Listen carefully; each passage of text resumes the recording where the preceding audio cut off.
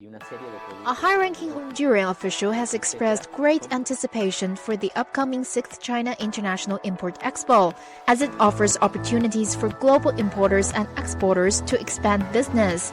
Honduras is invited as one of the 6 guest countries of honor at this year's CIIE, which will be held in China's Shanghai from November 5th to November 10th.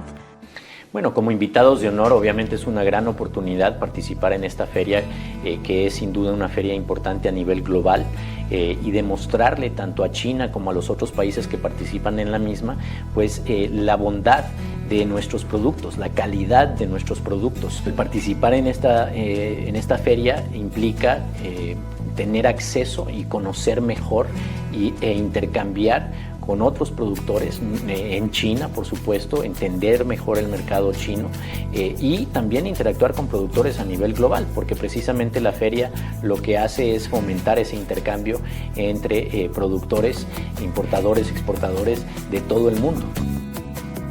The Honduran official also highlighted the CIIE as a gateway to help companies expand business in the Asian market.